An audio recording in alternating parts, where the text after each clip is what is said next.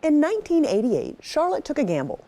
A basketball team arrived in town better known for banking than buzzer beaters. Back then, Uptown was a ghost town after 5 o'clock. What followed wasn't just about wins and losses. As Carolina Impact's Chris Clark shows us, it was the start of a transformation that would reshape how this city sees itself. The economic impact of sports on our region proves it was a gamble worth taking. Before Charlotte was a destination, it was already a sports town. But nationally, it was a place people passed through, not a place they came to. I remember walking into my boss's office at the Miami Herald and telling him that I was going back to Charlotte. And he said, "Why would you go back to the minor leagues? You're already in the majors." Even people inside the business weren't quite sure where Charlotte belonged. Where is Charlotte again? Wait, I thought it was in Charlottesville, Charleston, West Virginia, Charleston, South Carolina. That blur began to sharpen in 1988. When we got the Hornets, we felt like, oh, we're becoming that city, we're becoming a big city. The Hornets gave Charlotte something it had never had before: permanence, a major league identity, and almost immediately the city was tested. They told me, even in my job interview, I think, they rolled the streets up at 5 o'clock in downtown. After 5, 6, it was like tumbleweeds in the desert. There was nothing down here. A 9-to-5 city trying to host the country's biggest weekends, it wasn't ready, but it was willing. And that willingness showed in 1991 when the NBA All-Star Game came to town. And again in 94 when the NCAA Final Four arrived. What they created was a makeshift, what they called Street of Champions. All these pop-up bars, all these temporary locations in vacant storefronts. It was improvised, temporary, but it worked. Charlotte proved it could host even if it had to build the atmosphere from scratch. Then came the moment that locked Charlotte onto the national map. Very pleased to announce that the Carolina Panthers have been unanimously selected as the... After one season in Clemson, the Panthers opened Bank of America Stadium, and Charlotte stopped being confused with somewhere else and became a city with its name on the screen every Sunday. An NFL franchise changes everything for a city. At first, the stadium followed the rhythm of football. Doing something like 17 events a year. That's not much because 10 of them are Panthers games, including the exhibitions. That rhythm changed when David Tepper bought the team.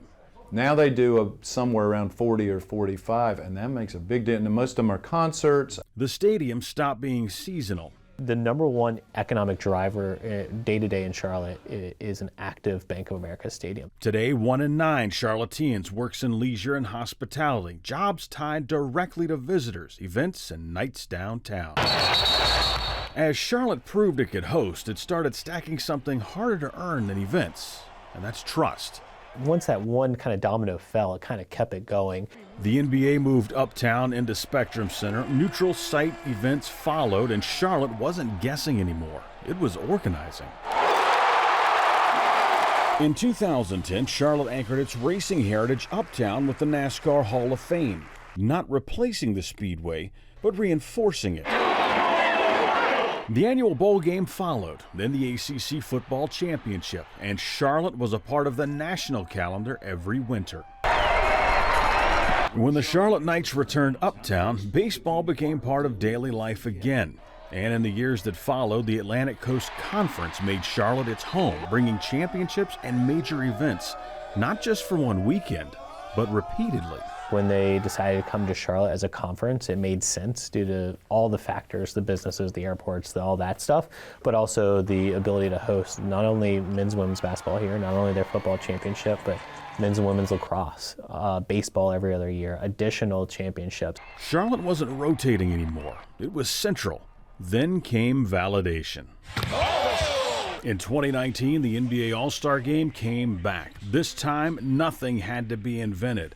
The hotels were there. The restaurants were there. The infrastructure was already built. That allows us to talk to Jordan Brand and bring the Jumpman Invitational for 3 years, which then allowed the Dick Vitale Invitational and working with ESPN. And it opened the door for something new. In 2019, Charlotte was awarded an MLS franchise, and by 2022, Charlotte FC was filling Bank of America Stadium. It brings people into the city. It gives people an excuse to get out of the suburbs and let's come into the city to see a football game. to see a basketball game or a soccer game or a concert at that. By 2025, sporting events alone generated $333 million in economic impact. It's only now hitting the second generation of fans. Like, my kids never grew up without an NFL team here. In fiscal year 2025, events tied to Charlotte generated $1.2 billion in economic impact. 33 million visitors, nearly 500,000 hotel room nights. Charlotte didn't become a destination overnight, but it became one by delivering again and again. Charlotte's always wanted to be a world-class city, and this has gotten them closer. I don't think they have the Democratic National Convention here without the pro sports teams. Sports didn't just bring fans, they brought confidence. Which is why today, when Major League Baseball talks expansion, Charlotte's name comes up. Something that shouldn't be taken lightly. For so long, we had to bite, scratch, everything to get into the conversation, to be mentioned as the third possible city to host this, and now we're being considered on the first list of things. Charlotte isn't making a pitch, it's making room. For Carolina Impact, I'm Chris Clark.